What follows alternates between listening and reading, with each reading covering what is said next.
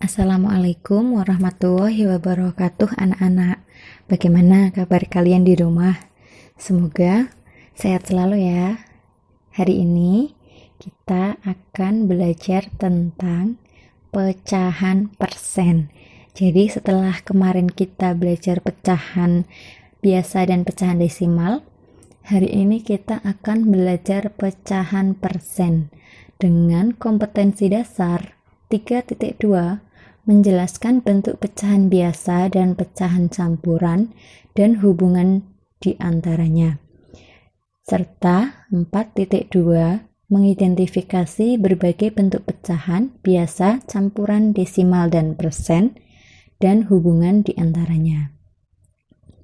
Indikator pembelajaran hari ini yaitu menentukan bentuk pecahan persen, menentukan pecahan persen menjadi pecahan biasa, menentukan pecahan desimal menjadi pecahan persen, mengubah pecahan persen menjadi pecahan biasa, dan mengubah pecahan desimal menjadi pecahan persen.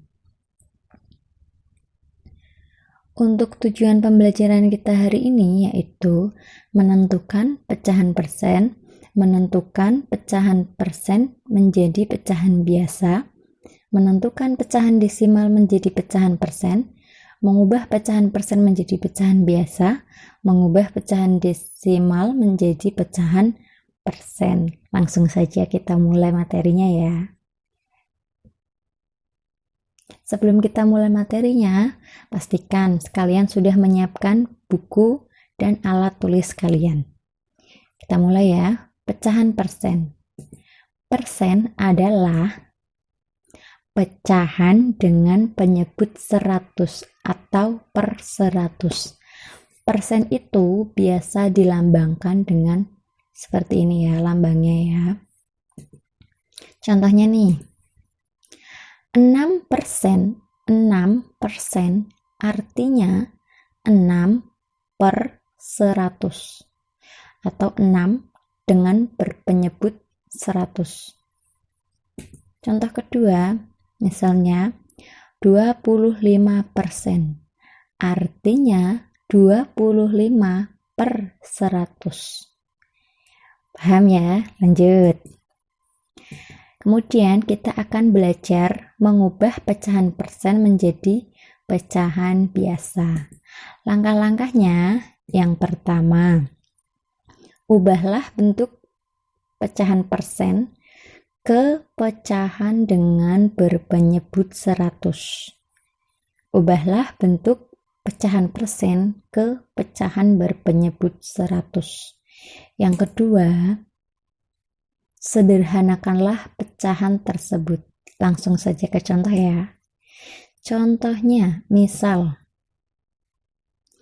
50%, 50%. Cara yang pertama kita ubah bentuk persennya ini ke pecahan dengan berpenyebut 100. 50% kita ubah menjadi 50 per 100. Jadi ini 50% adalah bentuk pecahannya 50 per 100. Kemudian langkah yang kedua kita sederhanakan.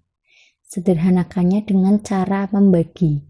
Jika penyebutnya dibagi 50, maka pembilangnya juga dibagi 50. Jika penyebutnya dibagi 25, maka pembilangnya juga dibagi 25. Nah, 50 mau kita bagi berapa? Mau kita bagi 50 juga. Berarti penyebutnya kita bagi 50 juga. Sama dengan 50 bagi 51 dan 100 dibagi 50 adalah 2. Yang kedua kita akan belajar tentang mengubah pecahan desimal menjadi pecahan persen. Langkah-langkahnya yang pertama, ubahlah pecahan desimal ke bentuk pecahan. Yang kedua, ubahlah pecahan tersebut menjadi pecahan berpenyebut 100. Jadi harus kita ubah dulu desimalnya, terus kita ubah lagi menjadi pecahan berpenyebut 100. Langkah yang ketiga, ubahlah ke bentuk persen. Langsung saja ke contoh penerapan soalnya. Misalnya di sini contohnya 0,4. Kita ubah dulu desimal ini menjadi bentuk pecahan.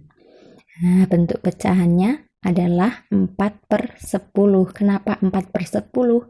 Karena ini di belakang koma ada satu angka. Jika di belakang koma ada satu angka, maka artinya pecahan desimal tersebut berpenyebut 10. Jika di belakang koma sudah ada dua angka, berarti penyebutnya sudah 100 gitu ya.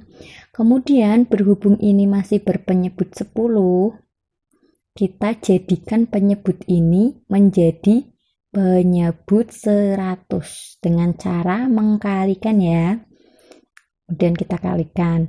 Masih sama, jika penyebut dikalikan 100, maka pembilang juga dikalikan 100. Kemudian 10 ini harus diubah menjadi 100, berarti harus dikalikan 10. Jika penyebut dikalikan 10, maka pembilang juga dikalikan 10. Itu artinya 4 kali 10 dan 10 kali 10.